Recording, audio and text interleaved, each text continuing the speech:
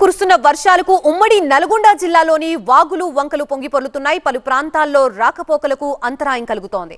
మూసీ ప్రాజెక్టుకి 11,000 క్యూసెక్కుల వరద నీరు వస్తూ ఉండటంతో 9 గేట్లు ఎత్తి దిగువకు నీటిని విడుదల చేస్తున్నారు అధికారులు. నాగిరెడ్డిపల్లి నుంచి మా సీనియర్ కరెస్పాండెంట్ రేవన్ మరింత సమాచారం అందిస్తారు. 2 రోజులుగా ఎడతెరిపి లేకుండా కురుస్తున్నటువంటి వర్షాలకైతే ఉమ్మడి నల్గొండ జిల్లా తడిసి ముద్దైంది. ముఖ్యంగా యాదాద్రి జిల్లాలో పెద్ద ఎత్తున కురుస్తున్నటువంటి వర్షాలకైతే పలు ప్రాంతాల్లో రాకపోకలైతే నిలిచిపోయినటువంటి పరిస్థితి. మనం ప్రస్తుతం ఏదైతే భువనగిరి మండలం నాగిరెడ్డిపల్లి వద్ద ఉన్నామో 2 రోజులుగా ఎగువ ప్రాంతం నుంచి వస్తున్నటువంటి వరద నీటితోటి ఈ ప్రాంతం అంటే ఈ రోడ్డు నుంచి భారీగా వరద నీటి వెళ్తుండడంతో పూర్తిగా భువనగిరి నల్గొండ ప్రాంతాల మధ్య రాకపోకలు నిలిచిపోయి పెద్ద ఎత్తున ఇరువైపులా కూడా పెద్ద ఎత్తున వాహనాలు అయితే ఎక్కడెక్కడ నిలిచిపోయినటువంటి పరిస్థితి. ఎటువంటి ప్రమాదాలు జరగకుండా కూడా ఇరువైపులా పోలీసులు అయితే ప్రత్యేకంగా బారికేడ్స్ని పెట్టి ఏర్పాటు చేస్తున్నారు. ముఖ్యంగా హైదరాబాద్లో కురుస్తున్నటువంటి వర్షాలకైతే మూసీ నది ఉధృతంగా ప్రవహిస్తుంది. దీంతో అంటే ఏదైతే వలిగొండ మండలం సంగం వద్ద భీమలింగం కథ నుంచి కూడా లో లెవెల్ వంతెనపై కూడా భారీగా వెళ్తోంది. దీంతో అక్కడ కూడా రాకపోకలు నిలిచిపోయాయి. ముఖ్యంగా చౌటుప్పల్ భువనగిరి మధ్య కూడా రాకపోకలు అయితే నిలిచిపోయి పెద్ద ఎత్తున పోలీసులు అయితే లోపలికి వెళ్లకుండా కూడా ఎప్పటికప్పుడు చర్యలు తీసుకుంటున్నారు. మరోవైపు మూసీ ప్రాజెక్టు కూడా భారీగా వరద నీరు వస్తుండడంతో దాదాపు 11,000 క్యూసెక్ల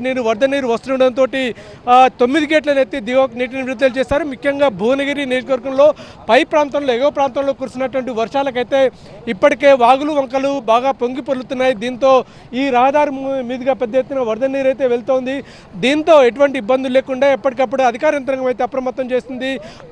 అంటే లో లెవెల్ కాజే ప్రాంతాల్లో మాత్రం ప్రత్యేకంగా పోలీసులను కూడా ఏర్పాటు చేసి బార్కెట్లను కూడా ఏర్పాటు చేశారు.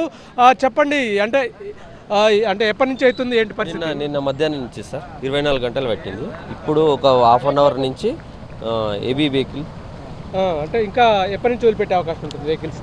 ఇంకా 1 అవర్ 2 అవర్ పడుతుంది సార్. అంటే రాకపోకలు పూర్తిగా నిలిపేశారా?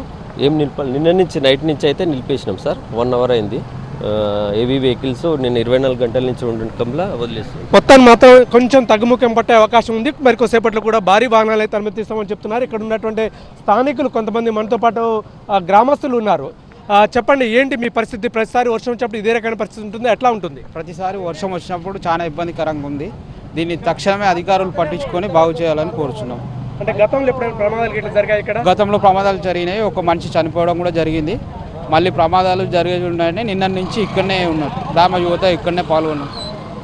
గ్రామస్తులు కూడా ఒకటే డిమాండ్ చేస్తున్నారు. తరచూ ఏదైతే వర్షాలు వచ్చినటువంటి మూసి ఉధృతంగా ప్రవహిస్తున్నటువంటి సమయంలో ఈ ప్రాంతంలో రాకపోకలకు ఇబ్బందిగా ఉంటుంది. తరచూ ప్రమాదాలకు కూడా గురవుతున్నామని చెప్తున్నారు. ప్రభుత్వం వెంటనే ఏదైతే ఈ ప్రాంతంలో ప్రత్యేకంగా చర్యలు తీసుకోవాలి, రోడ్డు లెవెల్ కూడా హై లెవెల్ పెంచాలని చెప్పి డిమాండ్ చేస్తున్నటువంటి పరిస్థితి కనిపిస్తోంది. మొత్తం మీద ఉమ్మడి నల్గొండ జిల్లా వ్యాప్తంగా కూడా ఈ వర్షాలు భారీగా ఉండడంతో